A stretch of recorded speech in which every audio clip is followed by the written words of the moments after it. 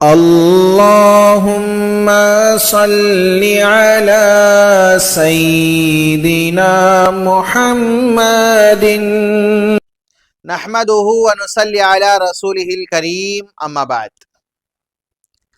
اللہ کے رسول حضرت محمد مصطفیٰ صلی اللہ علیہ وسلم کی زندگی ہمارے لیے نمونہ ہے، ہمارے لیے آئیڈیل ہے۔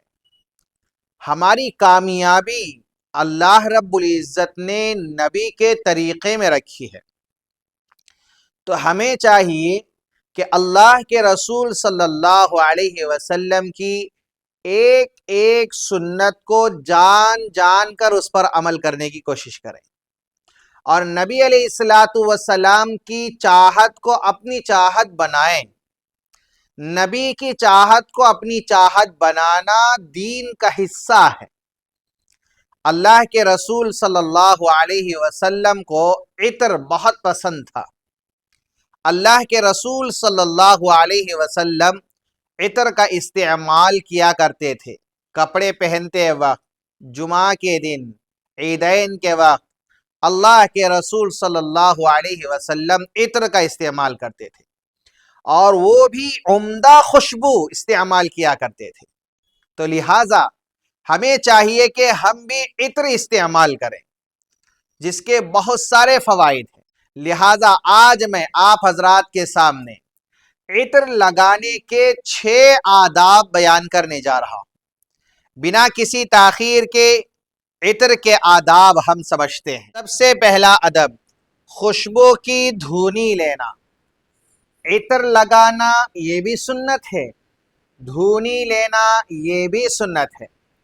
جیسا کہ روایت حضرت نافع رحمۃ اللہ علیہ فرماتے ہیں، حضرت ابن عمر رضی اللہ عنہ جب دھونی لیتے تو کبھی خالص عود کی دھونی لیتے جس میں کسی خوشبو کی ملاوٹ نہ ہوتی، اور کبھی عود کے ساتھ کافور کی ملاوٹ کرتے، اور فرماتے آپ صلی اللہ علیہ وسلم اسی طرح سے دھونی لیا کرتے تھے۔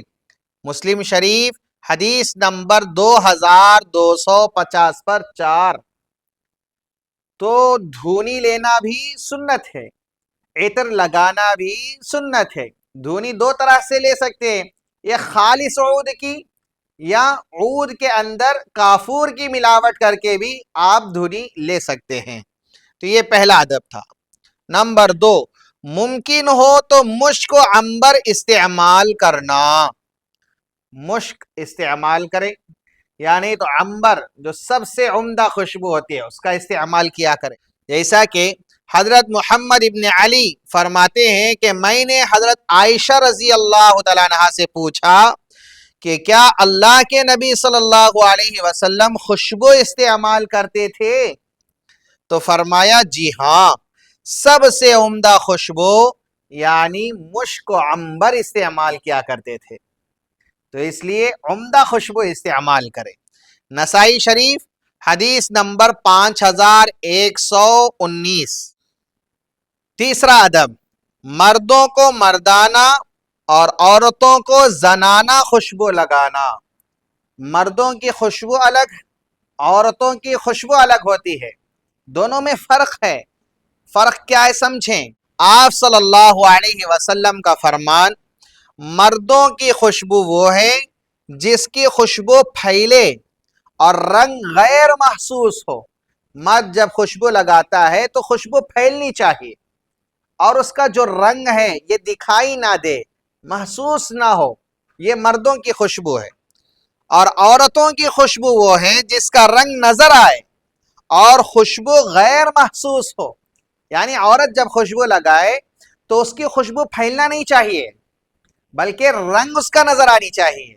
یہ مرد اور عورت دونوں کی خوشبو میں فرق ہے۔ شمائل ترمذی حدیث نمبر 220 پر 3۔ تو آج کل کا دور ایسا ہے، مرد جو خوشبو لگاتے ہیں اس کے اندر خوشبو اتنی پھیلتی نہیں ہے، عورت جو خوشبو استعمال کرتی ہے اس کے اندر زیادہ خوشبو پھیلتی ہے۔ یہ سراسر غلط ہے۔ تو اس لیے دونوں میں فرق سمجھیں۔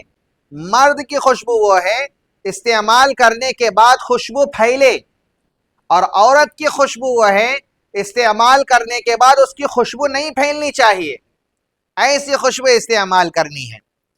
نمبر 4، بیوی کا اپنے شوہر کو خوشبو لگانا، بیوی شوہر کو خوشبو لگائے، جیسا کہ حضرت عائشہ رضی اللہ تعالی عنہا فرماتی ہیں میں آپ صلی اللہ علیہ وسلم کو ہمارے یہاں موجود سب سے اچھی خوشبو لگاتی تھی، یہاں تک کہ میں خوشبو کا اثر آپ صلی اللہ علیہ وسلم کے سر اور داڑھی میں محسوس کیا کرتی تھی۔ بخاری شریف حدیث نمبر 5942۔ تو عورت کو چاہیے کہ مرد کو خوشبو لگایا کرے، اس سے محبت پھیلتی ہے، تو اس لیے بیوی شوہر کو خوشبو لگائے، یہ محبت کے پھیلنے کا ایک ذریعہ ہے۔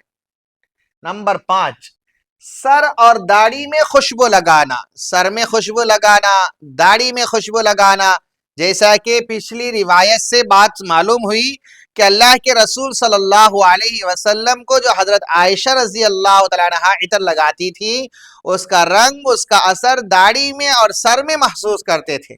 سر اور داڑھی میں خوشبو لگانا چاہیے۔ نمبر 6، ہتھیلی میں عطر لے کر اسے ہتھیلی میں رگڑنا اور پھر داڑھی، کپڑوں وغیرہ میں لگانا۔ تو یہاں پر ایک بات سمجھیں کہ عطر لگانے کا کوئی خاص سنت طریقہ نہیں ہے۔ بعض لوگ کہتے ہیں کہ عطر یہاں لگانا چاہیے اور اس کو سنت سمجھتے ہیں، یہ غلط ہے۔ عطر لگانے کا کوئی خاص طریقہ نہیں، لیکن حضرت سلمہ ابن اکوع رضی اللہ تعالی عنہ سے ایک طریقہ منقول ہے، اس کو ہم سمجھتے ہیں، لیکن یہاں پر جو عطر لگانے کو ضروری سمجھتے ہیں اس کو ضروری نہیں سمجھنی چاہیے، اس لیے کہ عطر لگانے کا کوئی خاص طریقہ اللہ کے رسول حضرت محمد مصطفیٰ صلی اللہ علیہ وسلم نے ہمیں نہیں بتایا ہے۔ عطر استعمال کریں، جیسا چاہے آپ لگائیں، لیکن حضرت سلمہ ابن اکوع رضی اللہ تعالی عنہ کیسے عطر لگاتے تھے اس کو ہم سمجھے۔ حضرت یزید ابن ابو عبید رحمت اللہ علیہ فرماتے ہیں کہ سلمہ ابن اکوع رضی اللہ تعالی عنہ جب وضو کرتے تو مشک ہاتھ میں لے کر اسے رگڑتے، پھر اسے اپنی داڑھی پر ملتے۔ مجموع الزوائد حدیث نمبر 1203۔ یہاں پر سمجھیں، حضرت سلمہ ابن اکوع رضی اللہ تعالی عنہ وضو کرنے کے بعد مشک کو ہاتھ میں لیتے، اس کو اچھا سا رگڑتے، پھر اس کے بعد اپنی داڑھی میں ملتے۔ تو اس سے معلوم ہوا کہ ہتھیلی میں ڈال کر رگڑتے تھے۔ تو یہ حضرت سلمہ ابن اکوع رضی اللہ تعالی عنہ کا طریقہ تھا، تو آپ اسے بھی اس طریقے کو بھی اپنائیں، یا آپ یہاں پر لگا رہے ہیں لگائیں، لیکن ضروری نہ سمجھیں۔ اور یہ عطر لگانے کے مکمل 6 آداب تھے جس کا جاننا ہمارے لیے نہایت ضروری تھا۔ اللہ رب العزت سے دعا گو ہوں کہ اللہ رب العزت ہم تمام کو ان باتوں پر عمل کی توفیق عطا فرمائیں۔ آخر میں آپ سے گزارش ہے، آپ کو اگر ویڈیو اچھی لگے یا آپ کو پورے آداب سمجھ میں آ گئے تو آپ سے ایک درخواست ہے کہ زیادہ سے زیادہ اس ویڈیو کو شیئر کریں تاکہ دوسرے لوگ بھی اس کو جان کر اس پر عمل کرنے والے بن سکیں۔ اللہ تعالی عمل کی توفیق عطا فرمائے۔ وما علینا الا البلاغ۔